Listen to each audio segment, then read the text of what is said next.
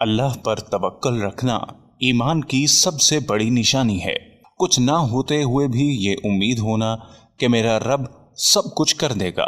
جتنا ایمان مضبوط ہوگا اتنا ہی توکل پختہ ہوگا، کیونکہ اللہ فرماتا ہے میرے ساتھ جیسا گمان کرو گے میں ویسا ہی معاملہ فرماؤں گا۔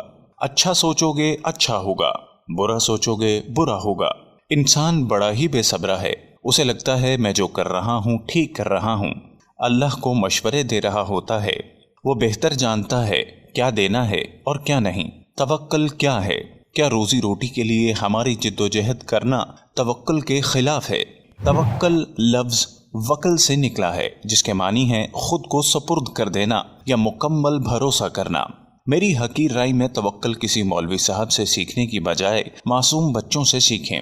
مشاہدہ ہے کہ جب کسی بچے کو کوئی غیر انسان گود میں لینا چاہے تو وہ ڈر کر روتا ہے، شور مچاتا ہے، مگر جب اسی بچے کو اس کا باپ گود میں لے کر ہوا میں کئی فٹ اچھالتا ہے تو وہ ڈرنے کی بجائے خوشی سے کلکاریاں مارتا ہے اور اکثر دوبارہ اچھلنے کی فرمائش بھی کر ڈالتا ہے۔ وہ معصوم بچہ جانتا ہوتا ہے کہ کچھ بھی ہو جائے اس کا باپ اسے زمین پر گرنے نہ دے گا۔ اس بچے کا یہ اعتماد اور بھروسہ دراصل اپنے باپ پر اس کا توکل ہے۔ یہاں اللہ پر توکل کا ایک قصہ بیان کرتے ہیں۔ کسی صابر و شاکر اور عیال شخص کی بیوی بڑی بد زبان اور نافرمان تھی، جس کی وجہ سے وہ صاحب ایمان بڑا پریشان رہتا تھا۔ ایک مرتبہ اس کی بیوی بچوں کو کئی روز تک فاقے کاٹنے پڑے۔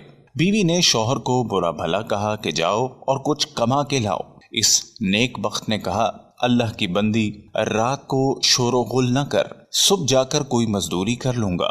صبح وہ گھر سے نکل پڑتا ہے لیکن کوئی اس سے نہیں پوچھتا، اپنے کام میں لگ جاتے ہیں۔ وہ ایک جنگل میں عشاء تک عبادت کرتا ہے اور خالی ہاتھ گھر لوٹ جاتا ہے اور سوچتا ہے خالی ہاتھ دیکھ کر بیوی پتہ نہیں طوفان کھڑا کرے گی۔ تو بیوی نے سوال کیا کہ میاں صبح سے لے کر اب تک کیا کمایا ہے؟ شوہر نے کہا جس کی مزدوری کی ہے وہ بڑا ہی رحیم و کریم ہے، اس نے کل دینے کا وعدہ کیا ہے۔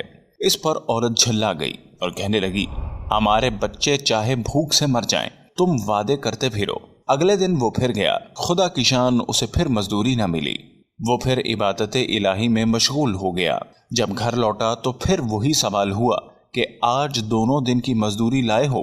اس نے کہا اس نے کل دینے کا وعدہ کیا ہے۔ یہ سن کر وہ آگ بگولا ہو گئی اور کہنے لگی کل تینوں دن کی لے آنا ورنہ گھر نہ آنا، اور اس کو ایک تھیلی دیتی ہے۔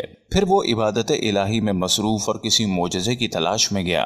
جب کچھ نہ ملا بیوی کے ڈر سے اس تھیلی میں ریت ڈال لیا کہ رات تو گزر جائے گی، لیکن جب گھر کے قریب آیا تو بیوی کا ڈر غالب آنے لگا اور واپس مڑنے لگا کہ اچانک ایسی خوشبو آئی کہ اس کے دل و دماغ کو معطر کر دیا۔ عورت خوش ہوتی ہوئی گھر سے نکلی اور کہا اندر آؤ، بتاتی ہوں کیا معاملہ ہے۔ کہنے لگی ایک سبز پوش دروازے پر کھڑا کہہ رہا ہے کہ اپنے شوہر کی 3 دن کی اجرت لے لو مگر اس کو کوئی ایذا نہ دینا۔ وہ اللہ کی حمد و ثنا میں کھو گیا۔ بیوی کہتی ہے کہ خوشحالی میں پریشانی کیسی؟ کہنے لگا اللہ کی بندی، یہ میں نے تینوں دن کہیں مزدوری نہیں کی بلکہ اللہ کی عبادت کی ہے۔ تیرے ڈر سے تھیلی میں ریت لا رہا تھا لیکن اس رب نے میری لاج رکھ لی۔ اس شخص نے تمام عمر اللہ کا شکر گزاری میں گزار دی۔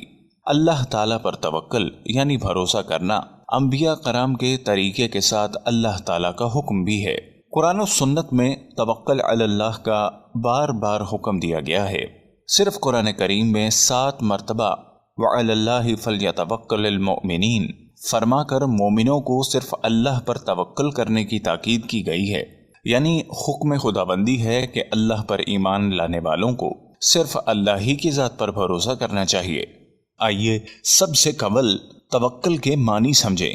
توکل کے لفظی معنی کسی معاملے میں کسی ذات پر اعتبار کرنے کے ہیں، یعنی اپنی عاجزی کا اظہار اور دوسرے پر اعتماد اور بھروسہ کرنا توکل کہلاتا ہے۔ شرعی اصطلاح میں توکل کا مطلب اس یقین کے ساتھ اسباب اختیار کرنا کہ دنیاوی اور اخروی تمام معاملات میں نفع و نقصان کا مالک صرف اور صرف اللہ کی ذات ہے۔ اس کے حکم کے بغیر کوئی پتا درخت سے نہیں گر سکتا۔ ہر چھوٹی بڑی چیز اپنے وجود اور بقا کے لیے اللہ کی محتاج ہے۔ غرض یہ کہ خالق کائنات کی ذات باری پر مکمل اعتماد کر کے دنیاوی اسباب اختیار کرنا توکل علی اللہ ہے۔ اگر کوئی شخص بیمار ہو جائے تو اسے مرض سے شفایابی کے لیے دوا کا استعمال تو کرنا ہے، لیکن اس یقین کے ساتھ کہ جب تک اللہ شفا نہیں دے گا دوا اثر نہیں کر سکتی۔ یعنی دنیاوی اسباب کو اختیار کرنا توکل کے خلاف نہیں، بلکہ اللہ تعالیٰ کا نظام یہی ہے کہ بندہ دنیاوی اسباب اختیار کر کے کام کی انجام دہی کے لیے اللہ کی ذات پر پورا بھروسہ کرے، یعنی یہ یقین رکھے کہ جب تک حکم خداوندی نہیں ہوگا اسباب اختیار کرنے کے باوجود شفا نہیں مل سکتی۔ حضرت مریم علیہ السلام نے جب اللہ کے حکم سے بغیر باپ کے حضرت عیسیٰ علیہ السلام کو جنا تو ان کے لیے حکم خداوندی ہوا کہ کھجور کے تنے کو ہلائیں، یعنی حرکت دیں۔ اس سے جب پکی ہوئی تازہ کھجوریں جھڑیں تو ان کو کھائیں۔ اللہ تعالیٰ اپنی قدرت سے حضرت مریم علیہ السلام کو بغیر کسی سبب کے بھی کھجور کھلا سکتے تھے، لیکن دنیا کے دارالاسباب ہونے کی وجہ سے حکم ہوا کہ کھجور کے تنے کو ہلائیں۔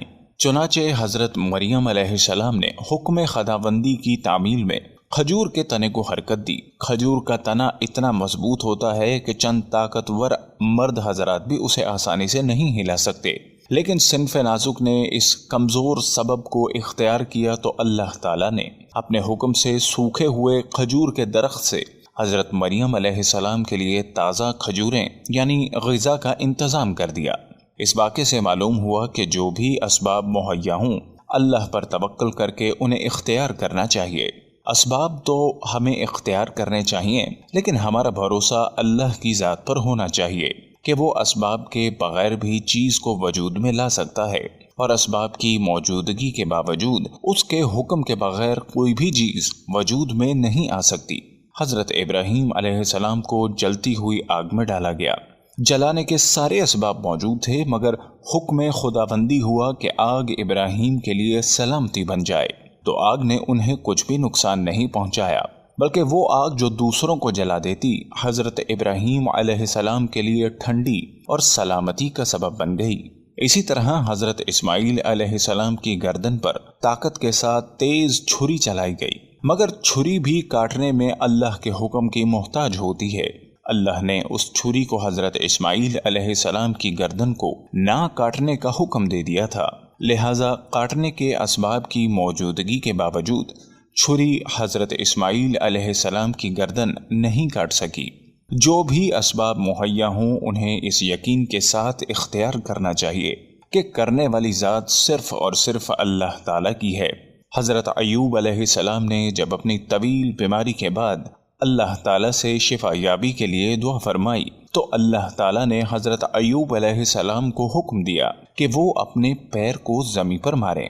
اب غور کرنے کی بات یہ ہے کہ کیا ایک شخص کا زمین پر پیر مارنا اس کی 20 سال کی بیماری کی شفا یابی کا علاج ہے؟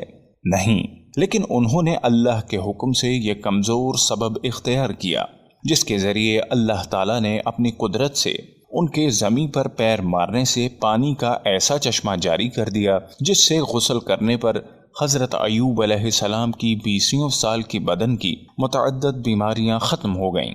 حضرت ایوب علیہ السلام کے اس واقعے سے ہمیں متعدد سبق ملے۔ 2 اہم سبق یہ ہیں۔